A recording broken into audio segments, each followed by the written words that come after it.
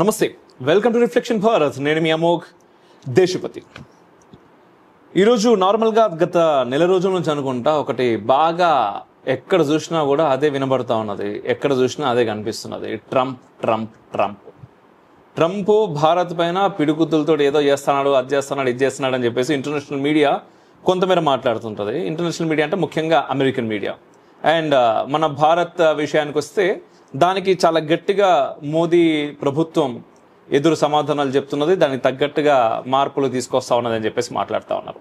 అయితే వీటన్నిటి మధ్యలో ట్రంప్ మాట్లాడినటువంటి మరొక మాట, ముఖ్యంగా సాఫ్ట్వేర్ రంగాన్ని అండ్ సాఫ్ట్వేర్ ఎంప్లాయీస్ని ఏదో అతలాకుతలం చేసేస్తుంది ట్రంప్ చేస్తున్నటువంటి మాటలు. ఎందుకంటే ట్రంప్ అక్కడ ఉండేటటువంటి అంటే ఇండియన్స్ని, ముఖ్యంగా భారతీయుల్ని తీసేయాలి, భారతీయుల కంటే కూడా మన అమెరికన్సే ముఖ్యం, అమెరికన్స్కే ముందు ప్రాధాన్యత ఇవ్వాలి, వాళ్ళందరినీ తీసేయాలని చెప్పేసి చాలా హడావుడి చేస్తూ ఉన్నాడు. సో ఆ హడావుడిలో మన భారతీయులు ఉద్యోగులు చాలామంది కొంతమేర ఒక డిస్టర్బెన్స్ కూడా ఫీల్ అవుతున్నారు, ఒక కన్ఫ్యూజన్లో ఉన్నారు. అండ్ నెక్స్ట్ సాఫ్ట్వేర్ రంగంలోకి రావాలి అనుకునే వాళ్ళు, ఎట్ సేమ్ టైం ఇప్పుడు సాఫ్ట్వేర్ రంగంలో ఆల్రెడీ పనిచేస్తున్న వాళ్ళు, వాళ్ళ పేరెంట్స్, ఫ్యామిలీస్, చాలా ప్రశ్నలు ఉన్నాయి. సో ఆ ప్రశ్నలకి మనకి సమాధానాలు ఇక్కడ ఇవ్వడానికి, ఎట్ సేమ్ టైం ప్రశ్నలు కూడా కొన్ని అడగడానికి కొంతమంది సాఫ్ట్వేర్ ఉద్యోగులు ఉన్నారు. ఎట్ సేమ్ టైం సాఫ్ట్వేర్ నిపుణులు మనతో పాటు ఉన్నారు. సీనియర్ ఐటీ ఉద్యోగి పవన్ గారు. అండ్ గతంలో మనం పవన్ గారితో ఒక ఇంటర్వ్యూ చేశాం, మీకు ఆల్రెడీ అర్థమయ్యే ఉంటుంది. వారి వెనకాల ఛత్రపతి శివాజీ మహారాజ్ ఉన్నారు. ఛత్రపతి శివాజీ మహారాజ్కి సంబంధించినటువంటి ఒక ఇంటర్వ్యూ వారితో చేయడం జరిగింది, చాలా వైరల్ అయింది కూడా అది. సో వారితో మేము ఈ మాటలు మాట్లాడినప్పుడు ఖచ్చితంగా ఇలాంటి ఒక సెషన్ ఇప్పుడు అవసరము. చాలా మందికి చాలా ప్రశ్నలు ఉన్నాయి, చాలా అపోహలు కూడా ఉన్నాయి, వాటికి మనం సమాధానాలు చెప్పాల్సినటువంటి బాధ్యత మనదే అన్నారు. సో వారి ఇంట్లోనే స్టూడియో రెడీ చేసినాం. జీ నమస్తే. నమస్తే, ఎలా ఉన్నారు? బాగున్నానండి. సూపర్. ట్రంప్ అన్నారు డోంట్ హైర్ ఇండియన్స్ అని, భారతీయులని మీరు ఉద్యోగాల నుంచి తీసేయండి. మోడీ గారు కూడా ఏం చెప్తారు, చైనా వాళ్ళని హైర్ చేసుకోమని చెప్తారా? చెప్పరు కదండి. అమెరికన్స్కి ఓవరాల్గా వాళ్ళ గౌరవం తగ్గిందనే చెప్పొచ్చు. మనము లేకుండా ఐటీ ఇండస్ట్రీని ఊహించుకోవడమే ఒక అమెరికన్, ఒక యూరోపియన్ చేసే పనికి మనం 10 రెట్లు పని చేస్తున్నాం. ఏంటంటే మనం పని చేస్తున్నాం, పని కల్పించట్లేదు. మన భారతదేశం ఇప్పటికీ ఇతర దేశాల టెక్నాలజీపై ఆధారపడి ఉంది. ఓన్లీ స్విగ్గీ, జొమాటో లాంటి యాప్స్లో మన వాళ్ళు డెలివరీ బాయ్స్గా పనిచేయడానికే ట్రైన్ అవుతున్నారు. పిల్లలకి, పేరెంట్స్కి, టీచర్స్కి ఫైనల్గా ఏం చేయాలరా లైఫ్లో అంటే జాబ్ కొట్టాలా, వేరే లక్ష్యమే లేదు. ఒక ఉద్యోగం రావాలి, ఒక ఇల్లు కొనుక్కోవాలి, ఈఎంఐ కట్టాలి. సో అందువల్ల మనం ఫెయిల్ అవుతున్నాం. చెప్పేవాళ్ళు లేరు, వినేవాడు అసలే లేడు. సాఫ్ట్వేర్ అంటే ట్రిప్స్ ఉంటాయి, ఎంజాయ్మెంట్ ఉంటుంది, ఎక్సెట్రా అనుకుంటారేమో. నేనైతే ఖచ్చితంగా సాఫ్ట్వేర్ ఇంజనీర్ అవ్వద్దనే చెప్తాను. ఎందుకు? పాస్ అయిన తర్వాత మా కెరియర్ ఏంటి, మా ఫ్యూచర్ ఏంటి, వాళ్ళే క్వశ్చన్ చేసుకునే ఇదిలో ఉన్నాం ఇప్పుడు. ఎక్స్పీరియన్స్ చేయకుండా ఇది లేదు, అది లేదు అని చెప్పి మూర్ఖ వాదనలు చాలామంది చేస్తూ ఉంటారు. ధర్మం అంటేనే ఎక్స్పీరియన్స్. మనకి ఇక్కడ గూగుల్ లేదు, మెటా లేదు, మైక్రోసాఫ్ట్ కంపెనీస్ లేవు ఇక్కడ. మన కళ్ళ ముందు ఉన్నదాన్ని కూడా మనం చూడలేం. మీరు అన్నట్టుగా ఎక్కడో ఉన్నదే చాలా అద్భుతంగా ఉంది అనుకుంటాం, అక్కడికి పోయే ప్రయత్నం చేస్తాం, అక్కడికి పోయినాక చిప్పలు కలుగుతాం. అది చాలా అద్భుతమైనటువంటి పని.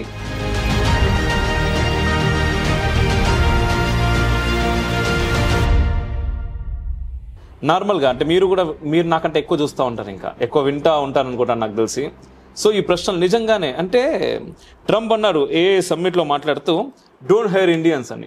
అసలు ఒకప్పుడు కాదు, దాదాపు ఇప్పటికీ కూడా చాలా కంపెనీస్ అంటే వెస్టర్న్ కంపెనీస్ భారతీయ ఎంప్లాయీస్ పైన ఎక్కువగా ఆధారపడతాయి అని చెప్పేసి నేను విన్నాను. నేను ఏ రోజు సాఫ్ట్వేర్ జాబ్ చేయలేదు, బట్ నేను చదివాను.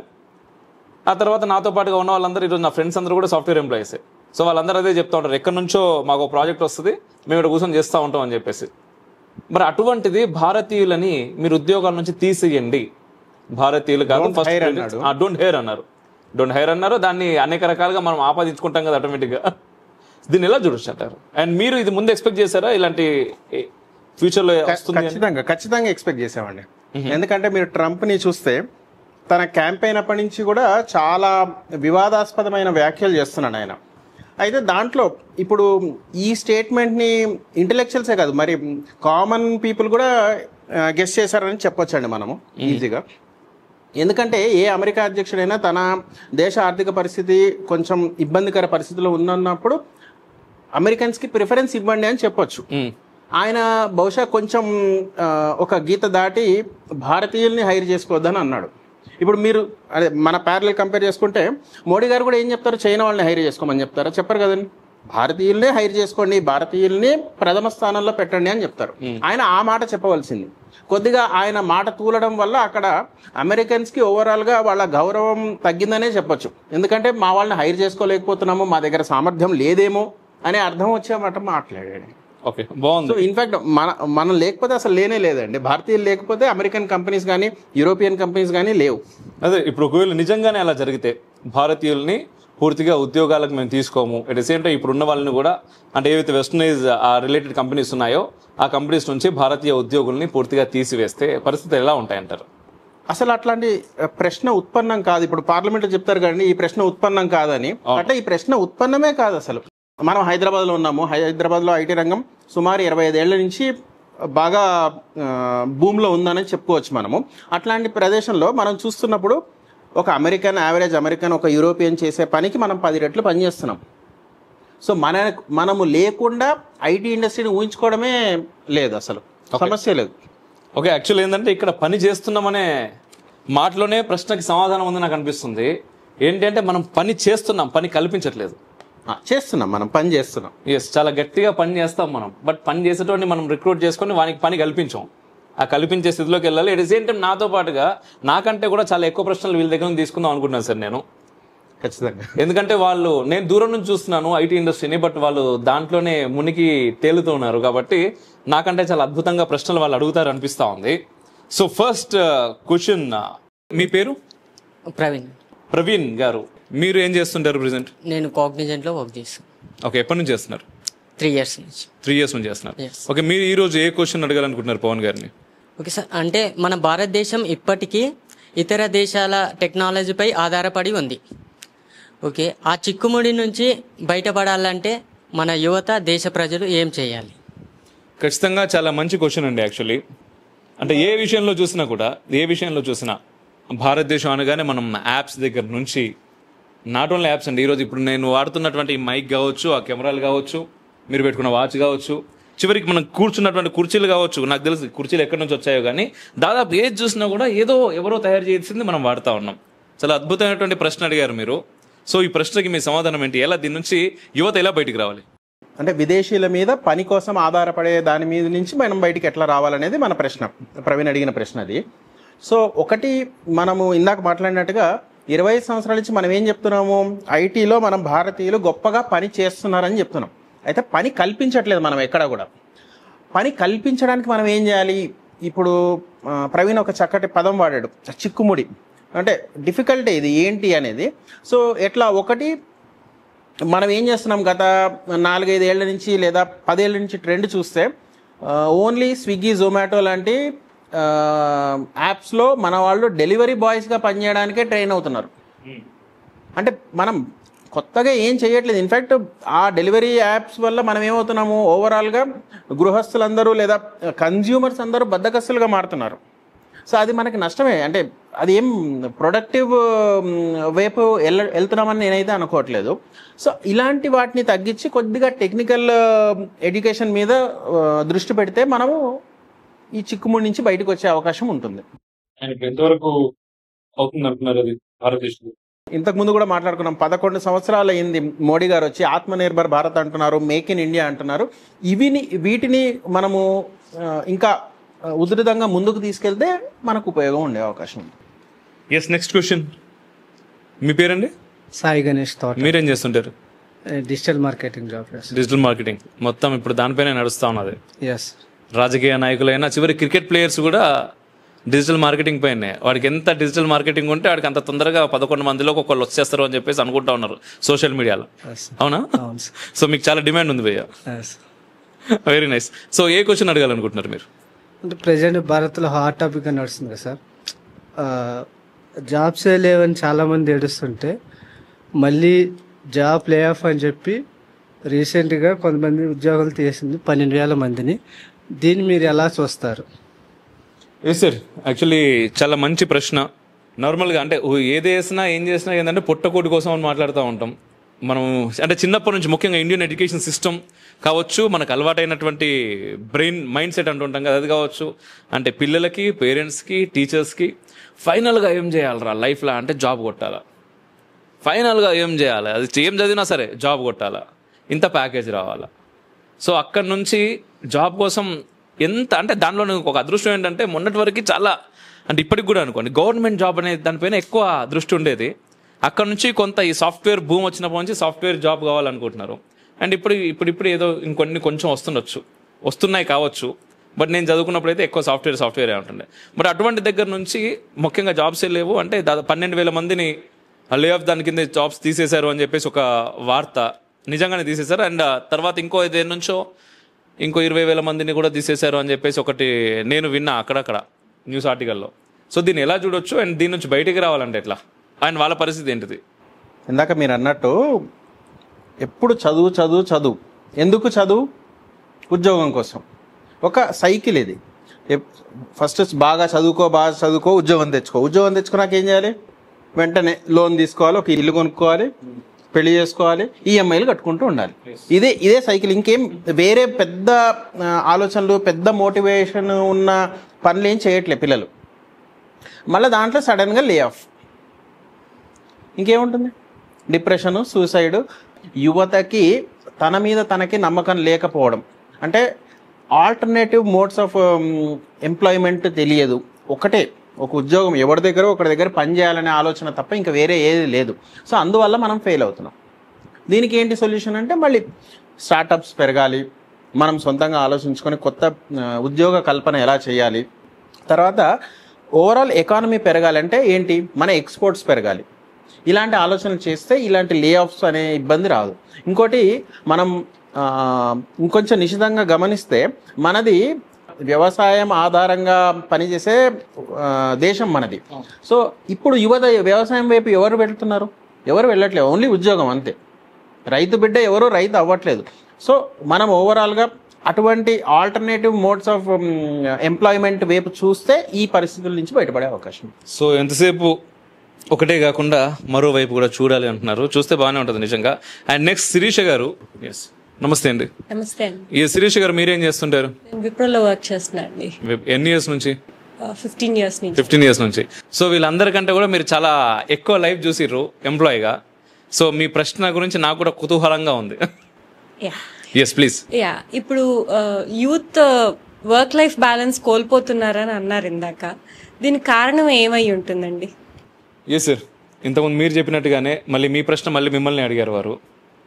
రైట్, చాలామంది సూసైడ్స్ పెరిగిపోతూ ఉన్నాయి. అండ్ మనం చూస్తే ఒకసారి మొత్తం ప్రపంచం మొత్తం పైన భారతదేశంలో ఉన్న యువత ఏ దేశంలోనూ లేదు. దాదాపుగా అంటే మన 150 కోట్లకు మించినటువంటి జనాభా మనకుంటే, అంటే 2011 లెక్కల ప్రకారం 140 కోట్లు అనుకున్నా, ఇప్పుడు చాలా గట్టిగా అంటున్నారు కదా మన వాళ్ళు. సో 150 కోట్లు దాటిపోయారు. దాదాపుగా 75 నుంచి 80% యువత ఉంది ఇక్కడ. బట్ ఆ యువత బ్యాలెన్స్ కోల్పోతుంది. నిజంగా చాలా బాధిస్తున్నటువంటి ఒక ప్రశ్న ఇది సమాజాన్ని. అది స్కూల్ కావచ్చు, కాలేజ్ కావచ్చు, ఎంప్లాయీస్ కావచ్చు, కుటుంబాలు కావచ్చు, ఎక్కడున్నా సరే ఆ మధ్యలో ఉండేటటువంటి, అంటే వాళ్ళే చాలా స్ట్రాంగ్గా ఉండాలి, బట్ అక్కడ నుంచి మిస్ అయిపోతున్నారు. వాళ్ళు కరెక్ట్గా నిలబడాలి అంటే ఏం చేయాలి, ఎటువైపు వెళ్ళాలి, దీని బాధ్యత ఎవరు తీసుకోవాలి? అంటే యాక్చువల్గా మనం ఏంటి, మనిషి ఎలా జీవించాలి అనే దానికి మన సనాతన ధర్మంలో లేదా శాస్త్రం ప్రకారం ఏం చెప్తారు? ధర్మము, అర్థము, కామము, మోక్షము, ఇవి సమానంగా ఉండి వీటిని కరెక్ట్గా పాటిస్తే ఒక మనిషికి మోక్షము, అంటే ఫుల్ఫిల్డ్ లైఫ్ అని అంటాం మనం. అసలు ధర్మం అంటేనేమో మొదటి స్టెప్, ధర్మం అంటే ఏంటో తెలియని పరిస్థితికి వచ్చేసాం మనం. అసలు ఏది ధర్మం, ఏది అధర్మం, అంటే ఎవరిని జాగ్రత్తగా చూసుకోవాలి, ఎవరికి పెట్టాలి, దానం ఎక్కడ చేయాలి, ఏవి లేవు. అసలు ఏ కాన్సెప్ట్ కూడా క్లియర్గా లేదు.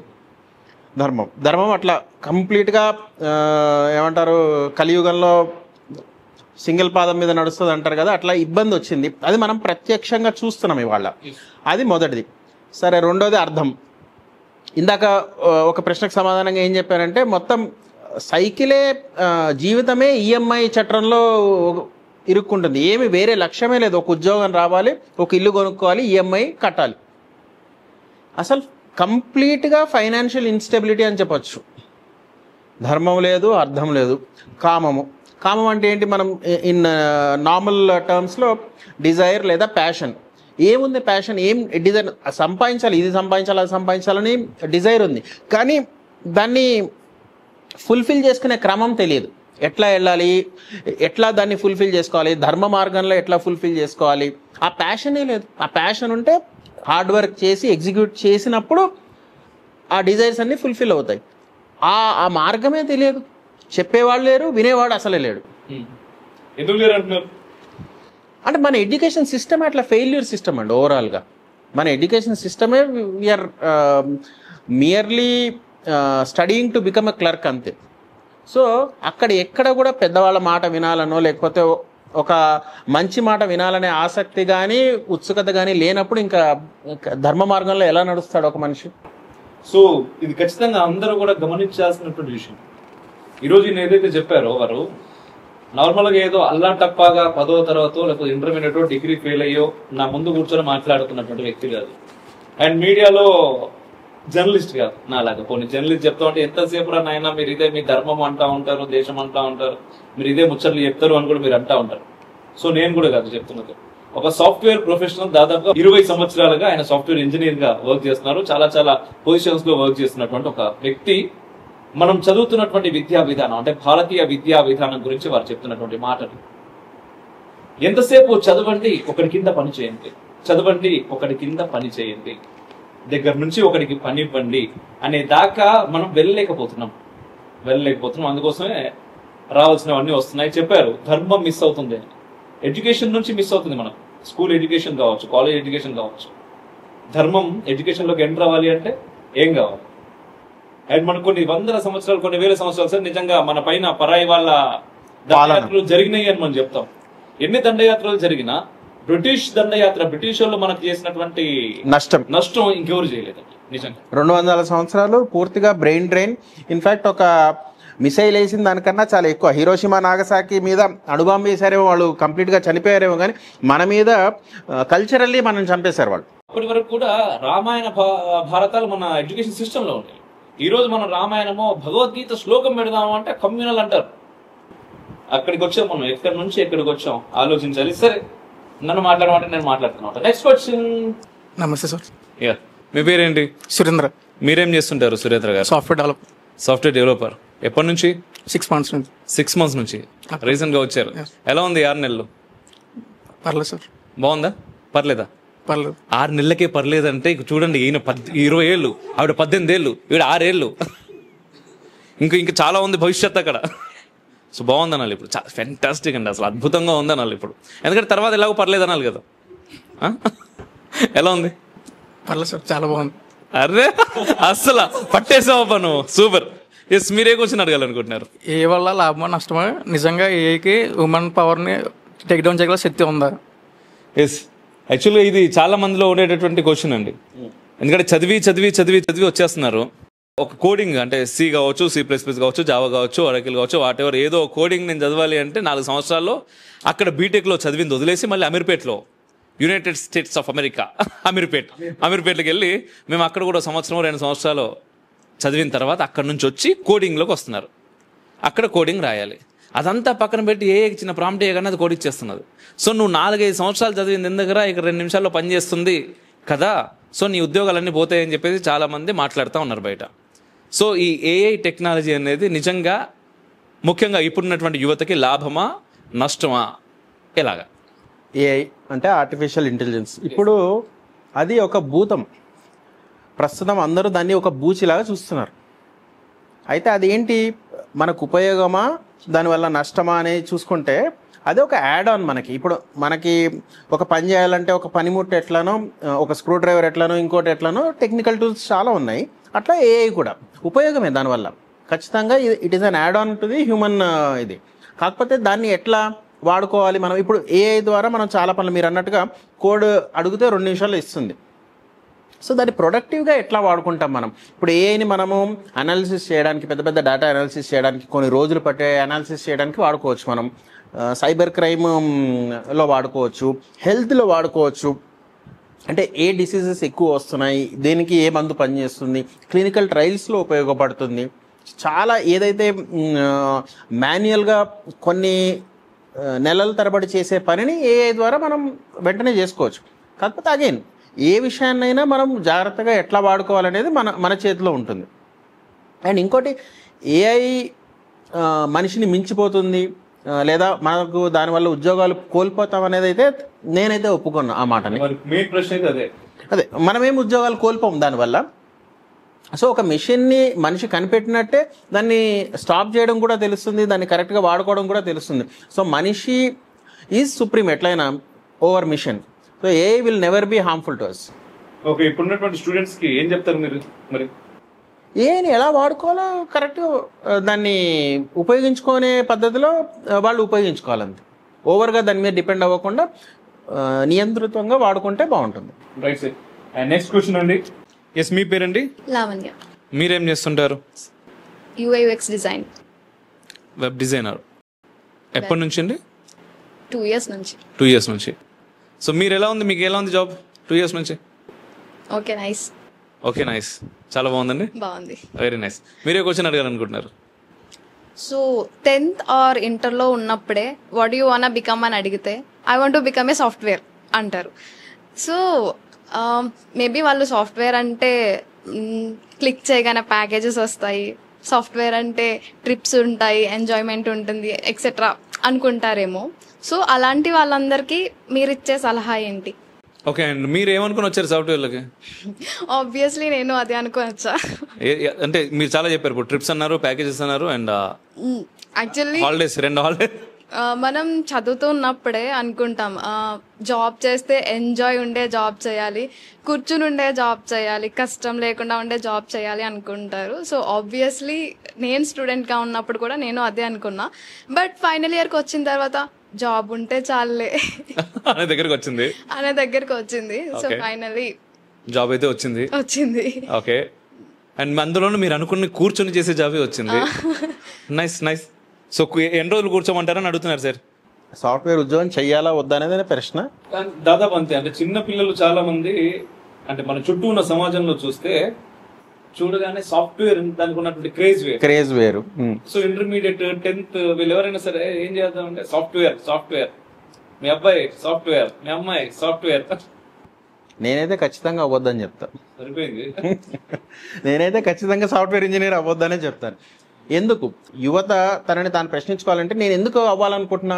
మా అమ్మ చెప్పిందనా, మా నాన్న చెప్పాడనా, లేకపోతే పక్కింటి అన్నకి 1 లక్ష రూపాయల జీతం వస్తుందనా, ఎందుకు నేను సాఫ్ట్వేర్ ఇంజనీర్ అవ్వాలనుకుంటున్నా అనేది వాడు ప్రశ్నించుకోవాలి. ఇన్ఫ్యాక్ట్ ఒక సాఫ్ట్వేర్ ఇంజనీర్ అవ్వాలని అనుకుంటున్నా అనే కన్నా అదే సాఫ్ట్వేర్ లైన్లో నేను ఒక యాప్ డెవలప్ చేస్తాను, ఒక ప్రోగ్రామ్ రాస్తాను, ఒక ఉపయోగపడే ప్రోగ్రామ్ రాస్తాను, ఒక శాటిలైట్ రిసీవింగ్ సంబంధించిన ప్రోగ్రామ్ రాస్తాను, లేదంటే ఒక క్రిప్టో కరెన్సీ సంబంధించిన ప్రోగ్రామ్ రాస్తాను. ఇలాంటిది ఏదైనా యూనిక్గా చేస్తానంటే ఎంకరేజ్ చేస్తాను. నేను మియర్ సాఫ్ట్వేర్ ఇంజనీర్ అవుతానంటే అంటే ఖచ్చితంగా డిస్కరేజ్ చేసే మాట అది, నేనైతే ఒప్పుకోను. అండ్ ఇంకోటి, సాఫ్ట్వేర్ ఓన్లీ ఒక mere software engineer without any intellectual ability, అది మిరాజే. అది కొన్ని రోజులు మాత్రమే ఉండే అది లాంగ్ లాస్టింగ్ అయితే కాదు. అందుకే మనకి ఇప్పుడు లే ఆఫ్స్ ఇవన్నీ ఓవరాల్ సైకిల్ చూసుకుంటే ఫుల్ టెక్నికల్ ఎడ్యుకేషన్ లేకపోవడం వల్ల ఇలాంటి ప్రాబ్లమ్స్ వస్తాయి. ఓకే, మీ అబ్బాయిని మీరు ఏం చేయించబోతున్నారు? అయితే ఈ ప్రశ్నకి ఇంకా సమాధానం ఇంకొక లైన్, లాస్ట్ లైన్ ఉంది. ఇప్పుడు మనం చూస్తే మన భారతీయ వ్యవస్థ మీద సమూలంగా దాడి జరిగింది. 200 సంవత్సరాల నుంచి మనం బానిసత్వంలో ఉన్నాం. అంతకుముందు 600-700 సంవత్సరాలు కూడా పరపాలనలో ఉన్నప్పుడు జరగని నష్టం జరిగింది మనకి. సో ఈ 200 సంవత్సరాల్లో ఏమైంది? మనని మియర్ క్లర్స్ చేసే ప్రయత్నంలో మన కులవృత్తులన్నీ పోగొట్టారు. మన కులవృత్తుల మీద మనకే అసహ్యము లేదా చిన్న చూపు వచ్చే విధంగా మనల్ని ట్రీట్ చేశారు. సో ఎవరి కులవృత్తులను వాళ్ళు చదువుకుంటూనే కులవృత్తులు చేపడితే బాగుంటుంది అనేది నా ఉద్దేశం. నమస్తే అండి, మీ పేరు? మౌనిక అండి. మీరేం చేస్తుంటారు, ఎప్పటి నుంచి? ఇన్ఫోసిస్ లో చేస్తున్నానండి జాబ్, 6 years నుంచి. మొత్తం సార్ టాప్ మోస్ట్ కంపెనీలు ఇక్కడే ఉన్నాయి సార్. 6 years నుంచి చేస్తున్నారు. అవునండి. రైట్, ఎలా ఉందండి? బాగుందండి, పర్లేదు. ఇప్పుడు బేసిక్గా ఇప్పుడు ఈ ఇంటర్వ్యూ అయిపోయిన తర్వాత ఇక్కడ ఉన్న వాళ్ళందరి ఫ్రెండ్స్ మేబీ ఖచ్చితంగా చూస్తారు. మొత్తం ఇంటర్వ్యూ చూడకుండా అట్లీస్ట్ మిమ్మల్ని మీరు అడుగుతున్నటువంటి ప్రశ్న కావచ్చు, లేదా నేను మీతో మాట్లాడుతున్నటువంటి ఈ కన్వర్జేషన్ కావచ్చు చూస్తారు కదా. చూసినప్పుడు ఎలా ఉంది అని నేను అడుగుతున్నాను కదా, అడుగుతున్నప్పుడు వాళ్ళకి కూడా ఎలా ఉందో వాళ్ళు కూడా కామెంట్ చేస్తారంటారా కామెంట్ సెక్షన్లో? చేస్తారండి. మీరు ఎలా ఉంది అన్నదానికి వాళ్ళ సమాధానం ఏంటి? కొందరికి నచ్చకపోవచ్చు, చాలా మందికి నచ్చదు యాక్చువల్గా. ఓకే ఓకే, ఎవరైనా మీతో పంచుకున్నారండి ఎందుకు నచ్చదు అని? యా, ఇప్పుడు నేను అడిగే క్వశ్చన్ కూడా అదే. Nice nice. ఓకే, క్వశ్చన్ అడిగేసండి అయితే డైరెక్ట్గా.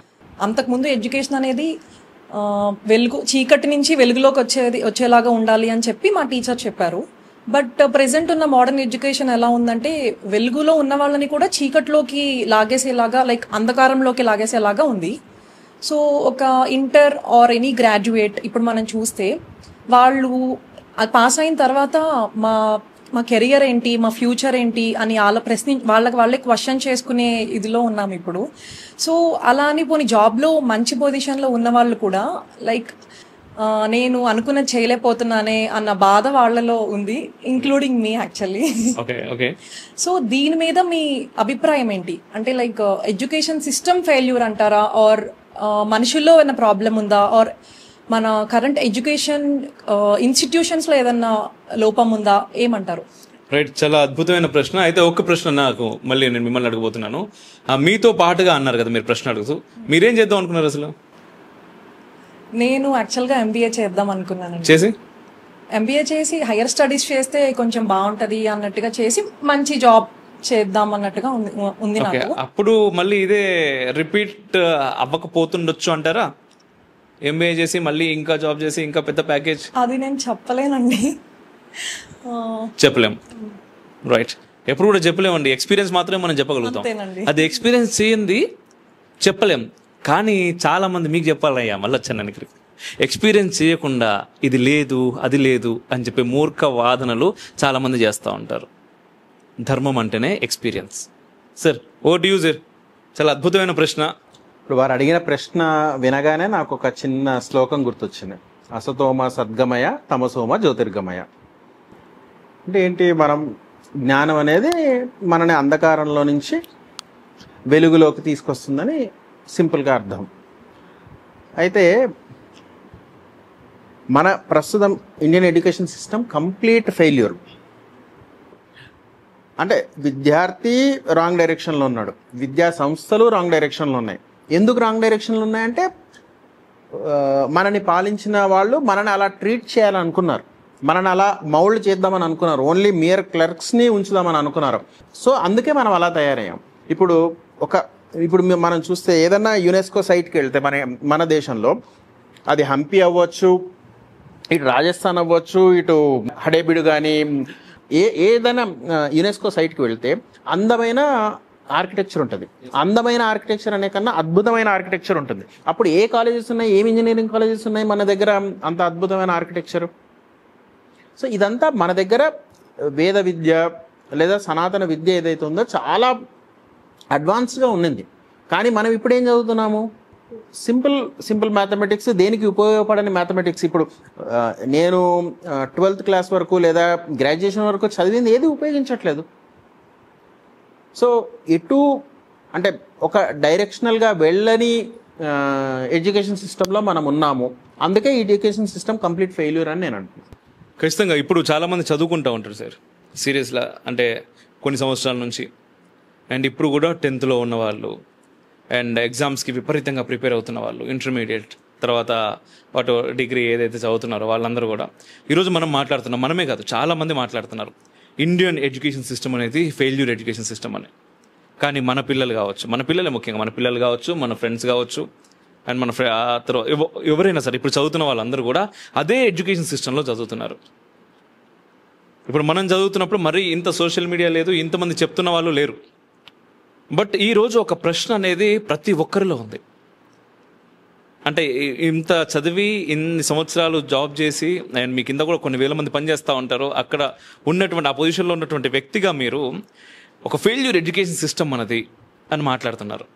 ఇప్పుడు వాడుకు అంటే దూరంగా ఎక్కడో 9వ తరగతి 10వ తరగతి చదువుతున్నటువంటి వ్యక్తి ఇంటర్వ్యూ చూసి వాడి అభిప్రాయం, వాడి మానసిక స్థితి ఎలా ఉంటుంది, వాడిని స్థితిని మనం ధైర్యంగా ముందుకు రావాలి అని చెప్పాలి అంటే ఏం చేయాలి ఏంటి? నిజంగా చాలా పెద్ద ప్రశ్న అండి ఇది.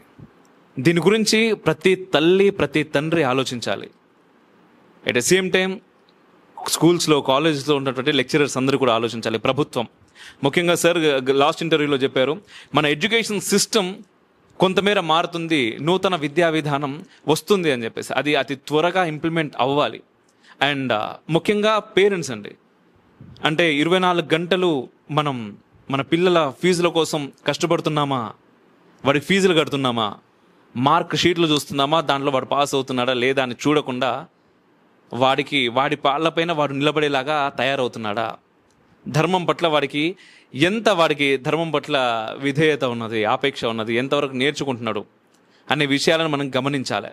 అవి గమనించకుండా ఓన్లీ మార్క్స్ షీట్ మాత్రమే అనుకుంటే సార్ చెప్పినట్టు ఎటు కాకుండా తయారవుతారు. సో పిల్లల ప్రాబ్లం కాదండి, ఆ చుట్టూ ఉన్నటువంటి సమాజం మనమే. సో దానిలో అందరము ఉన్నాం నాతో సహా. సో మనందరి బాధ్యత. చాలా అద్భుతమైనటువంటి ప్రశ్న అడిగారండి, ధన్యవాదాలు. అండ్ లాస్ట్ ఇంకో క్వశ్చన్ ఉందండి. రైట్, మీ పేరు? మణికంఠ గారు. మీరు ఎక్కడి నుంచి వచ్చారు, ఏం చేస్తుంటారు? భీమవరం, ఇక్కడ byte search company devops engineer.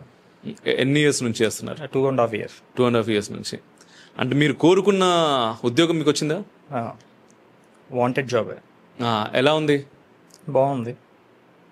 ఎలా ఉండబోతుంది future? I think DevOps automate చేయలేరు, అంత ఈజీ కాదు. డెవలపర్స్ అయితే ఏఐతో రిప్లేస్ చేయొచ్చు అనే థాట్లో, ఇమాజినేషన్లో బతుకుతారు. కానీ డెవాప్స్ అనేది కంప్లీట్ డైనమిక్, ఏ టూల్ కూడా రిప్లేస్ చేయలేదు. So I'm happy with that. Future చాలా బాగా ఉండబోతుంది అనుకుంటున్నాను. చాలా బాగా కాకపోయినా, అంత డైనమిక్గా లేకపోయినా ఒక లెవెల్ వరకు ఆర్కిటెక్చర్స్ అవన్నీ బాగుంటాయి. సో ఒక 20 సంవత్సరాల తర్వాత మణికంఠ ఎక్కడ ఉండాలనుకుంటున్నాడు? ఎక్కడ ఉండాలి అంటే, ఈ డొమైన్ కాకపోయినా ఇన్ కేస్ ఇంట్రెస్ట్ పోతే వేరే డొమైన్కి షిఫ్ట్ అవుతా, చేంజ్ అవుతా. కానీ ఇష్టం లేని వర్క్, ఇష్టం లేని జాబు చేయలేం. అంటే 20 ఏళ్ళ తర్వాత కూడా జాబ్ చేసే పొజిషన్లోనే ఉంటాడు మణికంఠ? జాబ్ ఇచ్చే పొజిషన్లోకి వెళ్తాడు? అది డెఫినెట్లీ జాబ్ చేసే పొజిషన్లోనే ఉంటాను అనుకుంటున్నా. ఎందుకులాగా? ఎందుకంటే ఎంప్లాయ్మెంట్ క్రియేట్ చేయాలంటే ఇండియా లాంటి కంట్రీలో కొంచెం కష్టం. కంపేర్ టు యూఎస్, అదర్ కంట్రీస్లో అయితే గవర్నమెంట్ సపోర్ట్ ఉంటుంది, అదర్ బెనిఫిట్స్ కూడా ఉంటాయి. అందుకనే మనకి ఇక్కడ గూగుల్ లేదు, మెటా లేదు, మైక్రోసాఫ్ట్ కంపెనీస్ లేవు ఇక్కడ. 20 సంవత్సరాల తర్వాత కూడా భారత్ అలాగే ఉంటుంది అని మీరు విశ్వసిస్తున్నారు? మేక్ ఇన్ ఇండియా అనేది ఒక 15 years బ్యాక్ స్టార్ట్ అయింది. అది 15 years బ్యాక్ కాకుండా ఒక 30 years బ్యాక్ స్టార్ట్ అయ్యి ఉంటే అలా ఉండకపోయేది. ఆల్రెడీ మనం యూఎస్ కంపేర్ చేస్తే ఒక 20 years బిహైండ్లోనే ఉన్నాం. 20-25 years టెక్నాలజీతో అయినా దేనితో అయినా. సో మేబీ కష్టం. బేసిక్గా ఇంకొన్ని విషయాలు మనం చాలా ముందు ఉన్నాం, నేను తర్వాత చెప్తా దాని గురించి. రైట్, మీ ప్రశ్న ఏంటి? నా ప్రశ్న యాక్చువల్గా ఐటీ జాబ్ చేద్దామని యాస్పిరేషన్తో ఉన్న వాళ్ళందరూ కూడా యూఎస్ వెళ్దాం, అట్లీస్ట్ ఎడ్యుకేషన్ ఇక్కడ గ్రాడ్యుయేషన్ అయిన తర్వాత ఎంఎస్ చేసి యూఎస్ వెళ్ళి అక్కడ 1.5 year 2 years అక్కడ ఉండి అక్కడే జాబ్ ఏదైనా వెతుక్కుని హైయెస్ట్ ప్యాకేజ్ వస్తుంది కంపేర్ టు ఇండియా. ఇక్కడ బేసిక్ ప్యాకేజ్ 20 lakhs ఉన్నా 15 lakhs ఉన్నా అక్కడ $90K, $100K, nearly 1 crore salary ఉంటుంది. లైఫ్ స్టైల్ బాగుంటుంది అని చెప్పి ఒక ఇమాజినేషన్తో అక్కడికి వెళ్ళే నాకు తెలుసున్న ఫ్రెండ్స్ చాలామంది ఉన్నారు, వెళ్ళారు, అక్కడ ఉన్నారు. బట్ ఏంటంటే అక్కడ వెళ్ళిన తర్వాత కూడా 50% ట్యాక్సెస్ కింద కట్ అయిపోతాయి. కాస్ట్ ఆఫ్ లివింగ్ బాగా ఎక్కువ ఉంటుంది. కానీ అక్కడ ఉన్న ఎన్వైరన్మెంట్కి, లైఫ్ స్టైల్కి అలవాటు పడి అక్కడ ఉండడానికి చాలామంది ప్రిఫర్ చేస్తున్నారు. ఇప్పుడు డొనాల్డ్ ట్రంప్ వచ్చాడు, టారిఫ్స్ పెట్టాడు, శాంక్షన్స్ పెట్టాడు.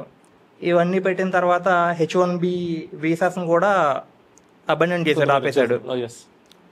స్టిల్ ఇప్పటికీ కూడా యూఎస్ వెళ్ళాలనే ఇంట్రెస్ట్, అక్కడ జాబ్ చేయాలనే ఇంట్రెస్ట్ ఇక్కడ యంగ్స్టర్స్లో ఉంటుందా? మనం ఎందుకు అలాంటి కంపెనీస్ని ఎక్కడ ఎస్టాబ్లిష్ చేయలేకపోతున్నాం? గవర్నమెంట్ నుంచి ఎలాంటి ల్యాక్ ఆఫ్ సపోర్ట్ ఉంది?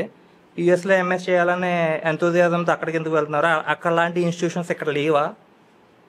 ఆర్టిఫిషియల్ ఇంటెలిజెన్స్ వేరే కంట్రీస్లో ఉంది, డీప్ సీక్ చైనా ఉంది, ChatGPT యూఎస్లో ఉంది. మన ఇండియాకి అంత ప్రామినెంట్గా ఏది లేదు ఏలో. ఎందుకు ల్యాక్ అవుతుంది? సుందర్ పిచాయ్ లాంటి చెన్నైలో ఉండే ఒక యంగ్స్టర్ గూగుల్ని టేక్ ఓవర్ చేసి నాకు తెలిసి $1 బిలియన్ ఉన్న కంపెనీ $1 ట్రిలియన్ తీసుకెళ్ళాడు ఒక ఇండియన్ ఆరిజిన్లో ఉన్న వ్యక్తి. కానీ మన ఇండియాలో ఎందుకు ఇలాంటి కంపెనీస్ని ఎస్టాబ్లిష్ చేయలేకపోతున్నాం? ఎస్ సార్, యాక్చువల్లీ చాలా పెద్ద ప్రశ్న, చాలా అవసరం ఉన్న ప్రశ్న. బట్ ఆ ప్రశ్న కంటే కూడా నేను తన్ని ప్రశ్న అడిగినప్పుడు తను సమాధానం చెప్పాడు, అది నన్ను బాగా హాని చేస్తుంది. తను అడిగిన ప్రశ్న కంటే తను చెప్పిన సమాధానం. ఇంకో 20 సంవత్సరాల తర్వాత కూడా నువ్వు ఎంప్లాయీగానే ఉంటావా లేదా ఎంప్లాయ్మెంట్ సృష్టిస్తావా అంటే, భారత్లో నేను ఎంప్లాయ్మెంట్ సృష్టించడం కుదరకపోవచ్చు, ఖచ్చితంగా ఎంప్లాయీగానే ఉంటాను అని చెప్తున్నాడు. దాదాపుగా ఒక 2 సంవత్సరాలు అవుతుంది మీరు జాబ్లోకి వచ్చి. 2 సంవత్సరాలు అంటే చదివి జాబ్లోకి వచ్చి ఒక 2 సంవత్సరాలు చాలా మంచి కెరీర్ చూస్తున్నటువంటి, అంటే తను కోరుకున్నటువంటి జాబ్ తెచ్చుకున్నటువంటి ఒక సక్సెస్ఫుల్ సాఫ్ట్వేర్ ఇంజనీర్ చెప్తున్నటువంటి మాట ఇది. అసలు దీన్ని ఎలా చూడొచ్చు మనం? అయితే మణికంఠ ప్రశ్న లేదా అభిప్రాయంతో కొద్దిగా విభజిస్తాను నేను.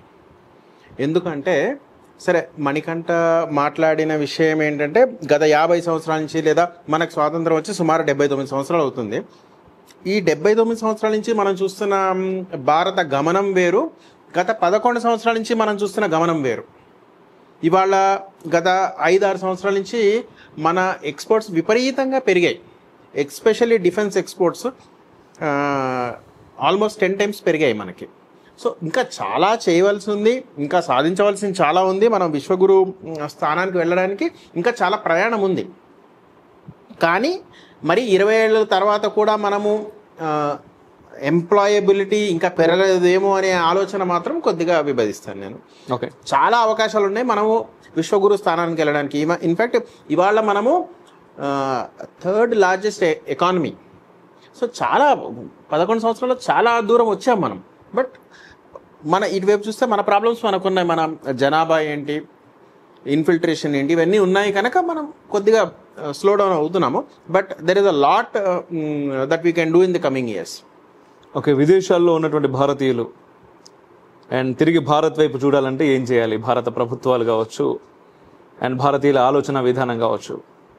అయితే మీరు ఈ ప్రశ్న అడగగానే నాకు టిపికల్గా మన జిహెచ్ఎంసి లేదా రోడ్స్ అండ్ బిల్డింగ్స్ డిపార్ట్మెంట్స్ గుర్తొస్తున్నాయి.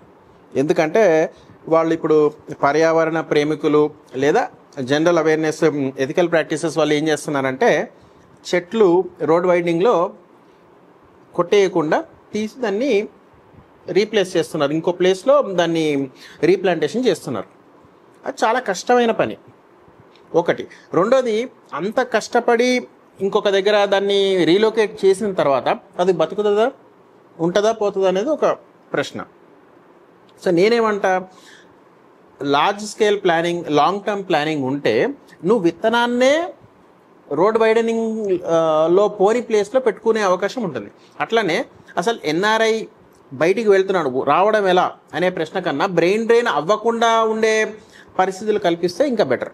ఒకటి, సరే మీరు అడిగిన ప్రశ్నకి ఇప్పుడున్న ఎన్ఆర్ఐస్, చాలా టాలెంటెడ్ ఎన్ఆర్ఐస్ రిటర్న్ రావాలంటే ఏం చేయాలంటే మంచి జీతాలు ఇవ్వచ్చు మనం. వాళ్ళు అంటే కోట్లలో సంపాదిస్తున్నారని మణికంఠ అన్నారు. అలాంటి జీతాలు ఎట్లా ఇవ్వచ్చు? మనము ఎక్స్పోర్ట్స్ పెంచుకుంటే ఇవ్వచ్చు. 2, ఇన్ఫ్రాస్ట్రక్చర్ పెంచాలి. 3వది అతిపెద్ద విషయం మణికంఠ పాయింట్అవుట్ చేసింది ఏంటంటే, అక్కడ ప్రభుత్వ పథకాలు లేదా ప్రభుత్వ విధానాలు ఇన్నోవేషన్కి అనుకూలంగా ఉన్నాయి, ఒక స్టార్టప్కి అనుకూలంగా ఉన్నాయి. అలాంటి విధానాలు మనం అవలంబించాలి. ఇంకా లాస్ట్ ఏంటంటే, మనం అందరం ఇవాళ హైదరాబాద్లో ఉన్నాము. మీరందరూ ఇక్కడికి రావడానికి ఎంతో వ్యయ ప్రయాస అయింది.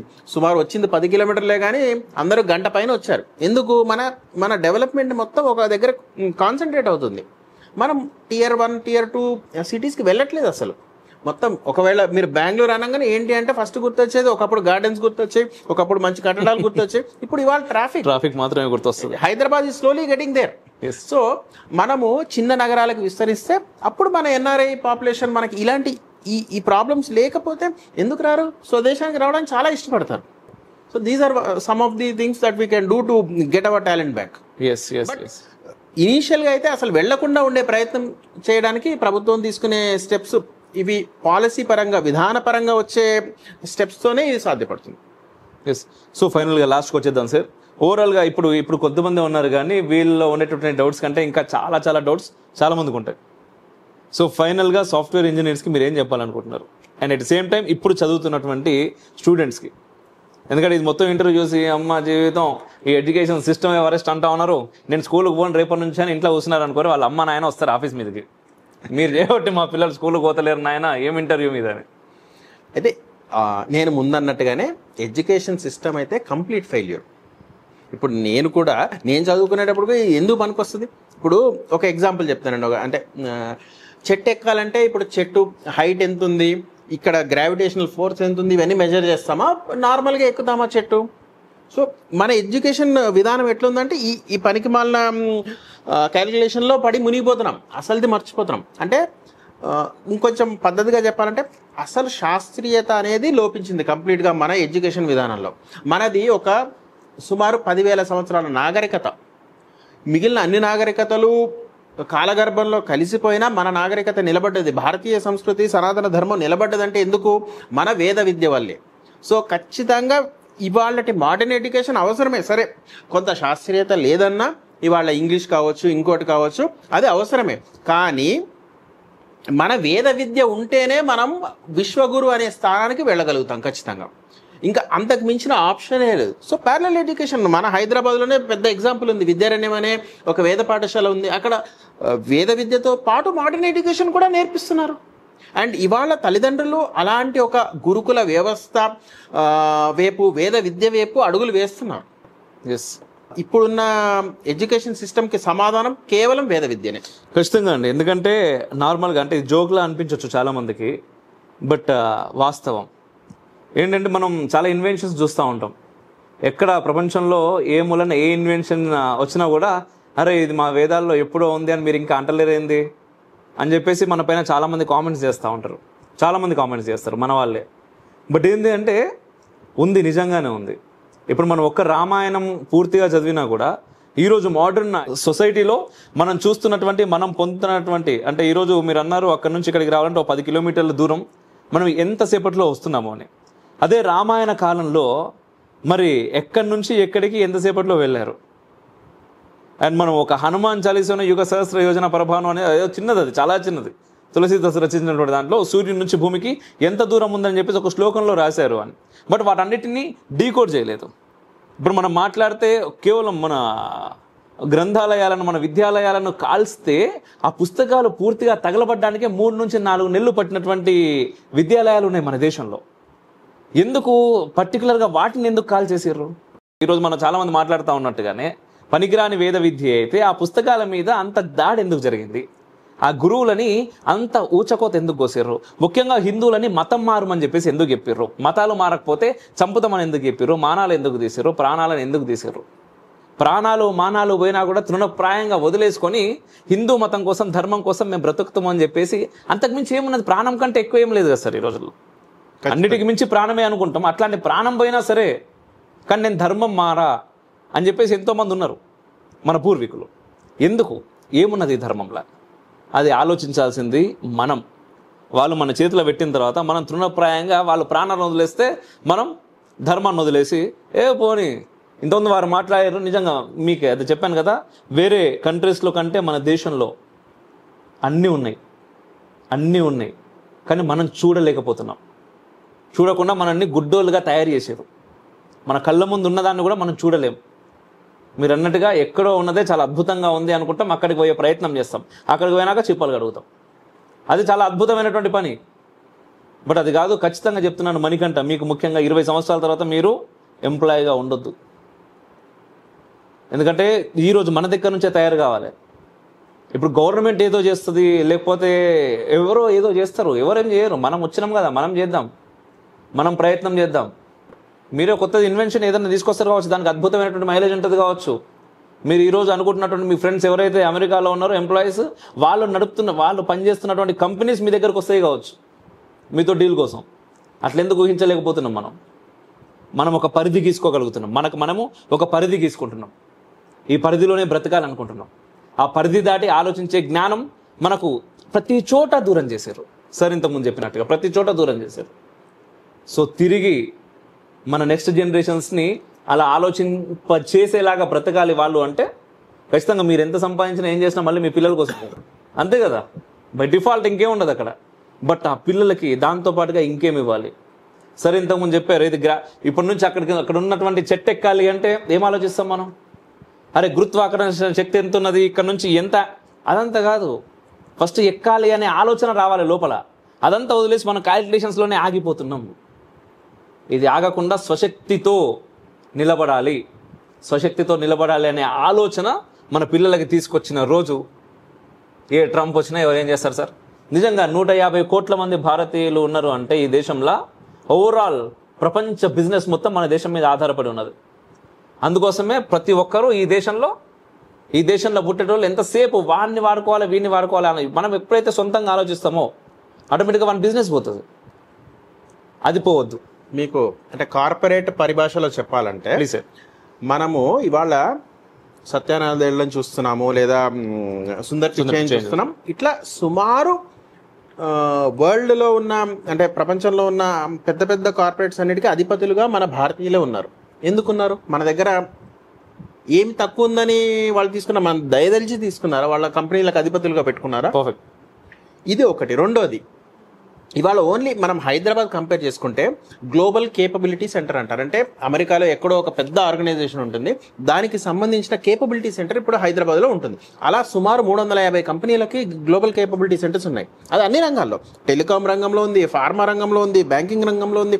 ఎక్కడ చూసుకున్నా పెద్ద పెద్ద కంపెనీలు అన్నీ ఉన్నాయి. ఎందుకున్నాయి? మనకు అంత ఇంపార్టెన్స్. మనం చాలా ఉన్నతమైన స్థితిలో ఉన్నాం, కాకపోతే మనని మనం తెలుసుకోలేక కొంత వెనకబడిపోతున్నాం. మన ఎడ్యుకేషన్ సిస్టమ్ ఎప్పుడైతే కొంత మారుతుందో అప్పుడు ఖచ్చితంగా మనం విశ్వగురువుగా ఆవిర్భవించే అవకాశం ఉంది. ఎస్ సార్, ఖచ్చితంగా అబ్బా. ఓన్లీ స్కూళ్ళు, కాలేజీలు, టీచర్స్ కాకుండా పేరెంట్స్, మీ చేతుల్లో ఉన్నది మీ పిల్లల భవిష్యత్తు. Yes sir, thank you so much అండి. చాలా అద్భుతమైనటువంటి ప్రశ్నలు, సమాధానాలు ఇచ్చారు. And thank you so much అండి, మీ విలువైన సమయాన్ని మీరందరూ కూడా రిఫ్లెక్షన్ కేటాయించినందుకు. సో చూసిరు కదా. సో మీకు ఏమైనా ప్రశ్న ఉన్నా కూడా కామెంట్ రూపంలో మీరు అడిగేసేయండి, తర్వాత సమాధానాలు ఆటోమేటిక్గా వచ్చేస్తాయి. జై హింద్, మేరా భారత్ మహాన్.